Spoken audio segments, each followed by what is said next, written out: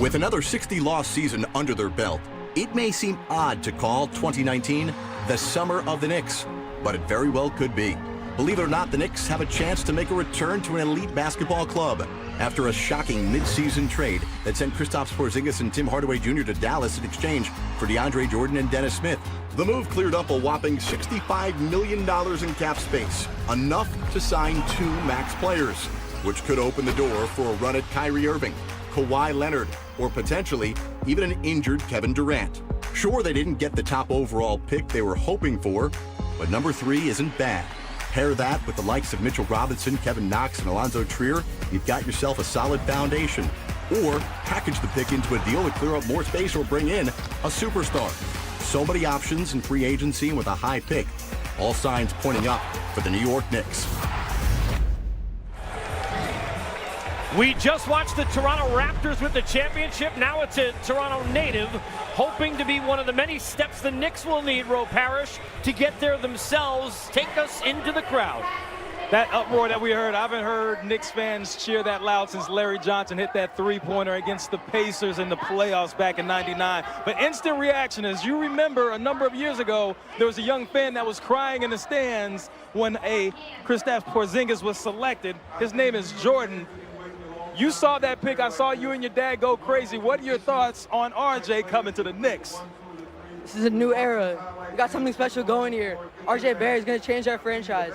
With free agency coming up, everything's going to be changing. I'm super excited.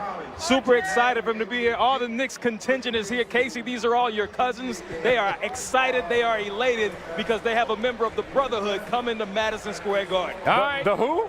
Thank you. My extended brotherhood right there with the Knicks fans. And look, we're talking about a guy's size, fluidity, all kinds of different skills. I'll start with you, Smitty.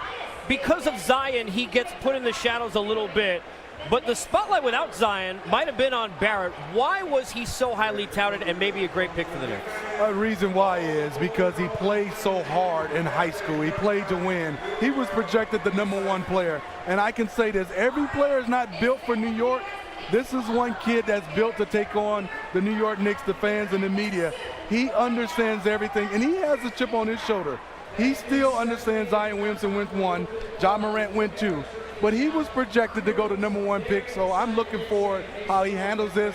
And if I had to pick a kid that can handle New York and the Knicks, it would be RJ Barrett. Grandfather was a Knicks fan. Seems like a fit, Andy. It's a great fit. I mean, he knew he was going to be in the top 3, so there's that comfort. But also, I've covered this draft for a long time, probably too long, and that's the first time, as Roe was saying, that I've heard Knick fans cheer the pick. So he's already won one game, if you will, because he's won this crowd over, which is tremendous. And RJ Barrett, I think he deferred a lot to Zion, and he for a good reason. So he's learned how to do that, even at the college level, and he may have to do it at times with the pros, but he'll welcome being the big man on campus, if you will, in this role. Well, listen, he might have deferred his on a little bit, but he still went out there and got his man off. He was able to score, and a lot of it was just simply getting to his left hand, being stronger and more physical than the competition. When you look at R.J. Barrett, you see a guy that he patterns himself after Kobe Bryant, but not from a game standpoint, from a mentality standpoint. He likes to be that hard-nosed, physical guy. He likes to bring it to you. This is a guy that scored more points than any other freshman in ACC history, so we know he can score it. There's some questions about his jump shot, but guess what? He has plenty of time to get in the gym, work on that, and be a better shooter. Only 30% from 3 in college, but we know that number is going to go up as he plays in the league, and right now he's got a great opportunity to put New York on his back. They're starving for a winner. ACC's leading scorer, despite with Zion there. Imagine if he had played in another school. So let's go to the guy who was too hard on my Knicks down in the end, and Tom Penn. So at least on the pick, why do you look at RJ Barrett as a guy who can be one of those core pieces for this team to fix it all? He's blue chip talent, we know that, and he's proven at Duke. It wasn't like he had a bad year. He had, the Zion thing happened. To your question earlier about Zion and handling losing, I'm not worried about him in New Orleans because there's going to be patience and time, and they have a clear trajectory, and he's got a lot of guys to go with him. The cupboard's bare in New York. They traded for Dennis Smith, but they gave away Porzingis when he's ready to pop again. So they're putting all their eggs in the free agency basket. If they don't get 2 meaningful guys to help RJ Barrett's going to have to carry all this on his shoulders and stand out there shooting 30% from 3, and all the daggers are going to go at him. They must get him some help in free agency. When you say two meaningful guys, though, like how high, because there's a good chance they don't get Kevin Durant, there's a good chance they don't get Kyrie. Does it have to be maybe, I don't know. It's a great question. Do they give Kemba Walker a max, Exactly. and then do they go give DeMarcus Cousins a bunch of money? I don't know. Jimmy Butler? And that's not going to do it. The one thing I Jimmy just want to say is the reason I believe he can handle what you're talking about is he's incredibly likable. Okay, so even the New York media, which doesn't like a lot, they're going to like RJ Barrett, and he will grow on them immediately. And so I think that will give him a honeymoon period. Yeah, Let me tell you something about the media. Hey, I've been in the media, I know. I'm just saying. I can tell you from a player standpoint, it don't matter how much they like you. If you're not hooping, they're going to write bad stories about you. I just think he's so charismatic. He's so likable. I just don't think they're going to throw daggers at him in the short term. I'll tell you this. We'll revisit this later. Right, that's fine. I would normally never. That's fine. I would normally never interrupt you guys unless it was a guy who could have changed the franchise moving forward himself. Jared Greenberg with the number 2 overall pick to the Memphis Grizzlies, Ja Morant. Jared? Thanks, Casey. Ja, it's official. You're the number 2 pick in the draft. It seemed like you got a bit emotional back there. What does this mean tonight to you? It means a lot. Something I worked for most of my life, and I'm able to accomplish that dream tonight. And I'm very emotional right now. I'm trying not to choke up as we speak, but I'm just excited. Ja, you told us yesterday that your father had a purpose for always challenging you and telling you you couldn't do things. What does it mean tonight to turn to him and watch him see this tonight, that you're the number 2 pick in the draft? Honestly, all I can tell him is thank you. But knowing him right now, he probably, all right, you here, but you still ain't done nothing yet. So I think we both know I have a lot more work to do and still got to prove myself in the NBA. Well, the Memphis Grizzlies made a bold statement yesterday by trading away the franchise's all-time leading scorer, Mike Conley. And they're handing the keys to you. You ready for that? I think so. Obviously, I have a lot of some big shoes to fill. With Conley, he's a great player. I wish him the best, but got to turn the page for me, put in the work, and be ready to play for the Grizzlies. So you just had a chat with Jaren Jackson Jr., your new teammate here in the arena. Are you guys starting to get excited about what the future looks like with you and him as the foundation of the Grizzlies? Yeah, we both excited. Obviously, he's very excited just for me to be drafted. He congratulated me for almost a month now. And we built a relationship, and we're very close. So. All right, like the outfit here, all purple head to toe. But what's up with the pocket square? You got something special in there. It's the picture from after the Marquette game that I posted and said, "Relax, I'm not done yet." So I had to put it in the pocket, put it on my chest to show that I still have that mindset. I still have a lot more to prove in the NBA. Ja, look into that camera and say, "Relax, I'm not done yet." Relax, I'm not done yet. Thank you, Ja. Congratulations. Thank you. One of our own promos, but we'll take it for now as we promote this information that you must understand, and I would air quote you, is reported will not become official until the 6th of July. First, we start with the Lakers and the Pelicans deal, and then this dandy tonight. We mentioned it, Tom talking about earlier, Griff adding another pick. The Hawks don't mind taking Solomon Hill's money because for weeks they have talked about their love affair and have had their sights on DeAndre Hunter.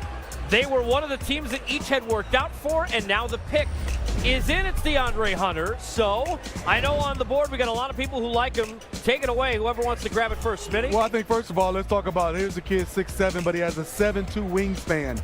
You talk about elite defender, but he's elite defender in the interior and perimeter. I love that his offensive game has come along. Also in that national championship game, in that Final Four setting, he got offensive minded. I love that he can play through contact. This is a great pickup for the Atlanta Hawks. He's a timely shooter. His offense is only going to get better, and he loves playing defense. And I think what we're going to see tonight and going forward, in large part because of Malcolm Brogdon's success with Milwaukee, players that play for Tony Bennett and that system in Virginia are going to be highly valued coming into the NBA. He's one of those players because he's got a skill set that transfers, and I think he's going to have great success in Atlanta. He definitely fits in with today's basketball where it's all about positionless basketballs. How many different things can you do? That's where the value of the player is today. Can you play defense? How many different positions can you play on defense? Now that you can play defense, can you hit a shot? He checks all the boxes. I think if he continues to work on his ball handling, he can truly be a superstar. Similar to what we saw with Kawhi Leonard, where Kawhi came in kind of raw, just a young, aggressive athlete, and we saw him work his way into what he was this year, a 2-time Finals MVP. I'm not saying that Hunter's going to be that, but he has that type of upside, and the downside is, okay, maybe he's just only a 3-and-D guy that can play multiple positions, but that's very valuable in this league also. I love the ceiling and the floor for this young man. You know, I know on the other side, there's always these key words for GM's prototype. He's one of those guys who gets that word because of the wingspan, the size. How much does that allow you to take the talent, Tom, and then figure out what you got with it after? Well, they love this guy because they gave up quite a bit to go get him, which I respect. I always like targeting a player and then going and getting them. And they give up a 17th pick. They take on Solomon Hill's money. To your point, he's versatile. You guys have described him well. He can fit with Trae Young.